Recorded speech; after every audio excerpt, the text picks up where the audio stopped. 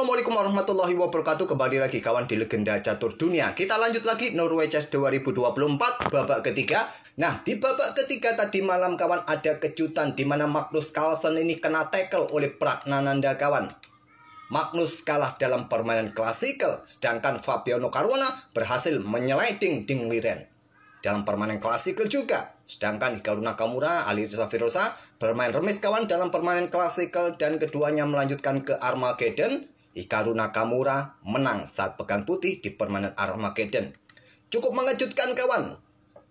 Magnus Carlsen, pemain terbaik sepanjang sejarah, dikalahkan oleh prodigi India.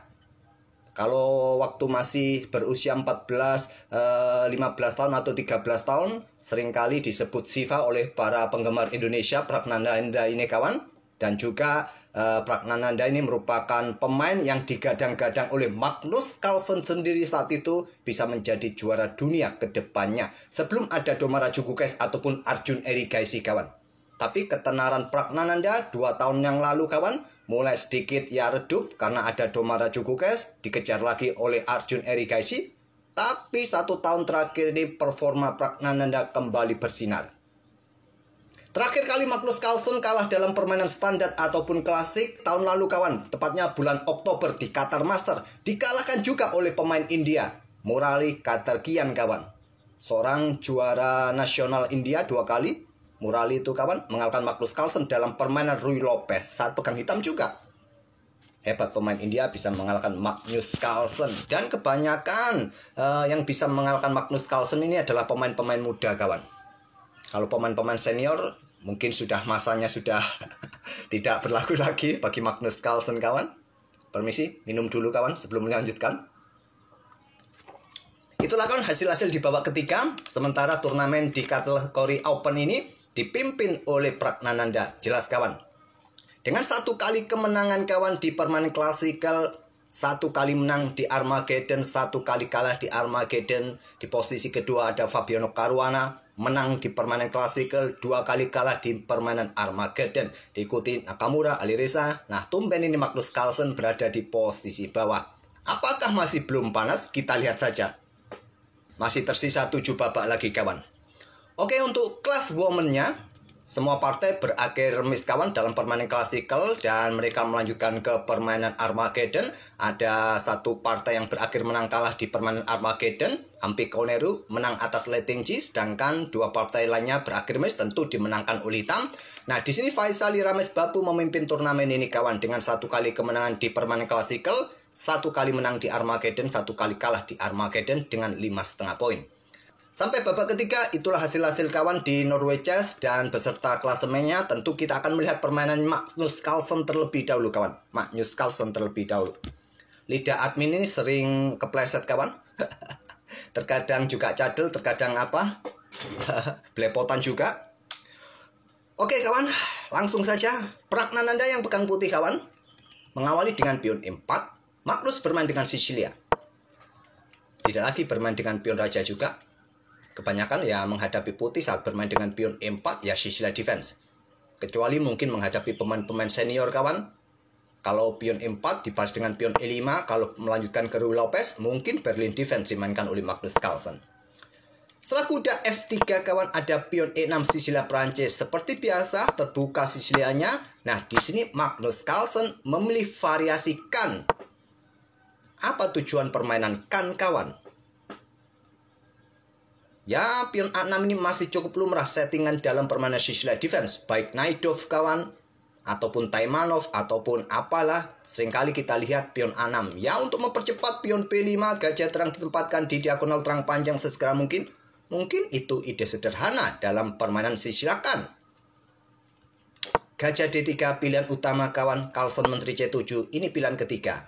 Pilihan utamanya ya gajah ke C5 atau kuda F6. Kalau gajah ke petak C5 ini biasanya akan diikuti kuda yang mundur saja ke petak B3, ke petak A7, ke petak E7 kalau ingin mundur kawan.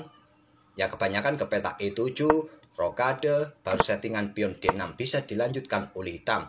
Jika tadi memilih dengan langkah kuda ke F6 kawan biasa diikuti rokade putih langsung, baru menteri C7, menteri E2 dan pion D6. Oke, Magnus Carlsen memilih menterinya langsung ke petak C7. Prak langsung rokade. Setelah kuda F6 di sini, ada menteri langsung aktif petak E2 untuk berikan backup lebih kawan. Dan juga bentengnya mungkin bisa dikeluarkan di lajur D nanti. Dan mungkin juga untuk dukungan bagi pion C-nya, pion B3 juga mengikutinya. Diagonal gelap akan diisi oleh sniper. Mungkin settingan seperti itu. Nah, Magnus dengan pion D6 sekarang tidak terburu-buru dengan pion B5-nya kawan.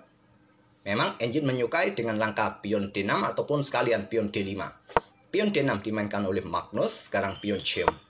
Kemudian Magnus melanjutkan pengembangan kuda B ke D7 ataupun gajah E7 untuk mempersiapkan diri segera rokade kawan. Kalau engine menyukai gajah E7, sangat prinsipal langkah ini kawan. Mensegerakan rajanya untuk mendapatkan posisi yang nyaman, rokade pendek. Magnus memilih dengan pengembangan kuda B ke D7, kuda C3. Nah, Magnus langsung menyerang kawan. Dengan kudanya ke petak E5, menyerang gajah, menyerang pion. Langkah ini juga bentuk provokasi untuk memprovokasi putih memainkan pion B3 dan Carlsen akan menyerang dengan pion B5. Tapi Prak memilih dengan langkah pion H3 untuk kontrol petak G4 untuk mencegah pergerakan manuver-manuver kuda ini sebelum memainkan pion F4. Langsung saja dengan pion F4, mungkin salah satu opsi juga kawan. Ya, mungkin disikat gajah ini langsung. Prak terlebih dahulu dengan pion H3. Juga sedini mungkin membuka ruang bagi pergerakan raja kawan. Persiapan jangka panjang dalam permainan endgame. Pion B6 saja dimainkan oleh Magnus. Gajah siap dikembangkan di diagonal terang panjang kawan. Baru sekarang bermain dengan pion F4. Kuda caplok gajah, ambil balik. Kemudian di sini gajah B7. Gajah E7 untuk mempersiapkan rokade mungkin bisa jadi concern utama bagi hitam di posisi ini. Kalau kita yang main ya mungkin seperti itu. Tapi ini yang mainin adalah Magnus Carlsen kawan. Kalian dengar suara di sebelah? Ada ayam betina lagi bertarung itu. Ayamnya admin. Sebentar, admin tengok dulu.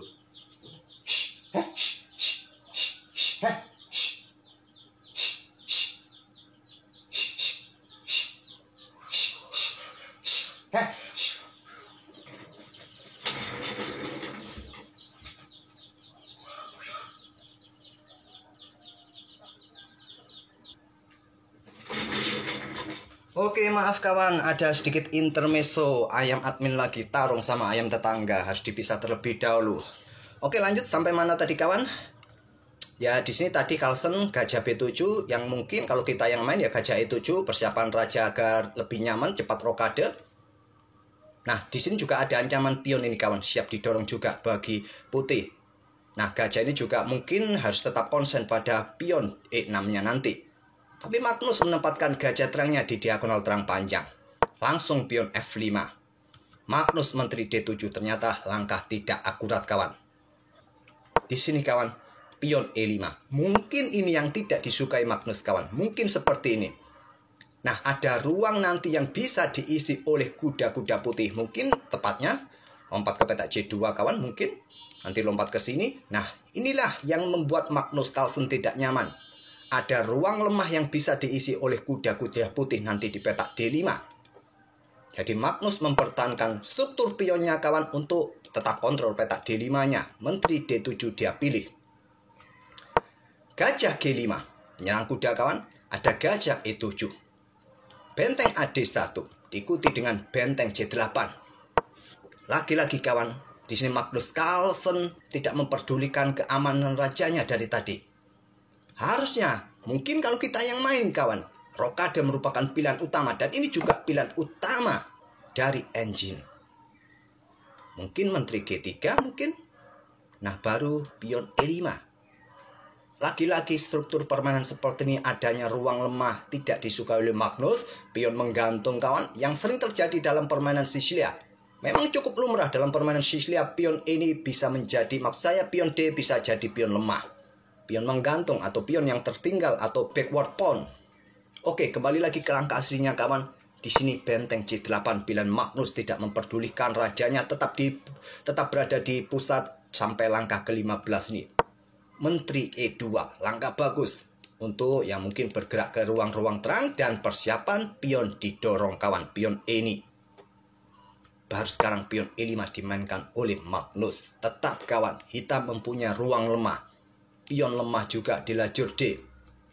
Gajah sikat kuda F6, ambil balik oleh gajah. Nah, kuda mundur ke C2. Persiapan manuver seperti yang saya tunjukkan tadi untuk mendominasi petak pusat, kawan. Dengan adanya kuda yang bisa nongkrong di petak pusat, jangkauan kuda ini cukup merepotkan nanti ke depan. Memang jangkauannya ini pendek, kawan. Cuma dia bisa mengontrol banyak petak yang bisa memusingkan perwira-perwira lawan. Menteri C6. Tekan pion di sini. Tekan pion yang di sini. Ada kuda E3, kemudian gajah G5. Serang kuda, eliminasi salah satunya, kawan. Pion ini lemah, bisa direbut nanti. Raja bergeser ke H1, Stockfish lebih menyukai, langsung lompat ke pusat, kawan. Ternyata. Tapi raja bergeser ke petak H1 dan langsung bertukar Magnus Carlsen untuk mengeliminasi salah satu kuda. Tapi kuda ini masih punya kesempatan untuk lompat ke petak D5, kawan. Walaupun terlihat pion ini bisa jatuh, tapi pion ini lemah. Pion ini juga lemah. Ada potensi juga pion di sini, kawan.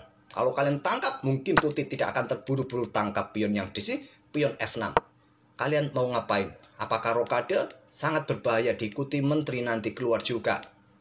Menyelinap ke ruang-ruang gelap, bahaya sekali. Magnus tidak berani bermain dengan pion F6 langsung. Pion B3, pertahankan posisi pionnya. Pion B5. Kuda lompat ke D5. Langkah yang bagus, kawan. Kalian tidak bisa rokade sekarang. Bahaya sekali. Dan Magnus menantang pertukaran menteri. Menterinya ke C5. Ditolak tentu saja dalam posisi yang bagus. Kalian harus menghindari pertukaran menteri. Kalau posisi kalian bagus, hindari pertukaran menteri. Tetap berikan tekanan-tekanan dan persiapan untuk menekan di ruang-ruang terang nantinya. Dan Magnus, pion B pukul pion C4. Prak tidak melanjutkan, ambil balik. Karena, kawan, permainan akan level di sini. Coba lihat, level dengan konstruksi pion yang sama. Satu pion terpisah di sisi kiri dan 5 pion mayoritas di sisi yang lain.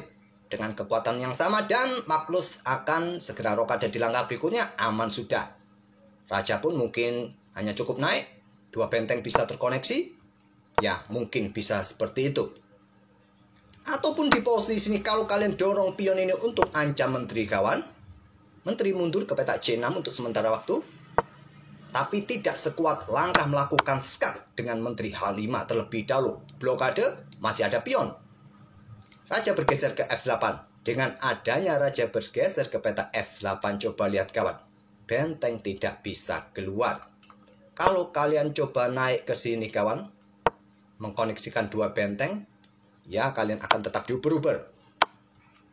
Bentengnya Magnus tidak bisa keluar sementara waktu. Ya dari tadi tidak bisa keluar karena telat rokade, masalahnya di situ.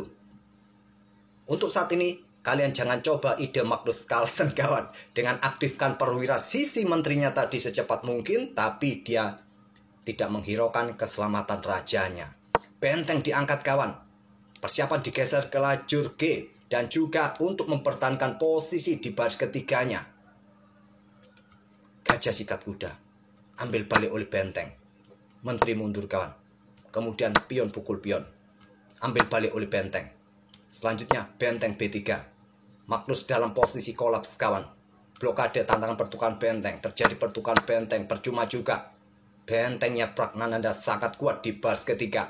Dan juga siap mendukung nanti serangan di baris belakang. Cukup berbahaya, kawan. Magnus Carlsen hanya bisa bertahan dari tadi. Tidak bisa keluar menyerang, kawan. Dan menteri D1. Ke sini. Ke sini. Atau ke sini nanti. Lakukan skak di baris ke-7 ataupun baris belakang nanti ke depan, kawan. Sangat berbahaya. Kita berada di langkah ke-32. Sebetulnya Magnus Carlsen bermain cukup cepat, kawan. Coba lihat kontrol waktu keduanya. 34 menit. Magnus Carlsen masih mempunyai waktu sebesar ini, kawan. Sedangkan Pragnananda 12 menit. Pion G6 membuka ruang, kawan. Percuma juga. Awas, ada ancaman di sini. Nanti naik lagi, kawan. Menteri bisa jatuh. Menteri naik ke petak C5. Berharap nanti tidak ada penjaga di baris belakang, melakukan skak-skak yang berulang. Benteng angkat terlebih dahulu, batasi pergerakan raja agar tidak naik, agar bentengnya tidak bisa keluar. Pion pukul pion. Raja naik, kawan. Ciamik sebelum ditinggal menteri, kawan. Raja naik.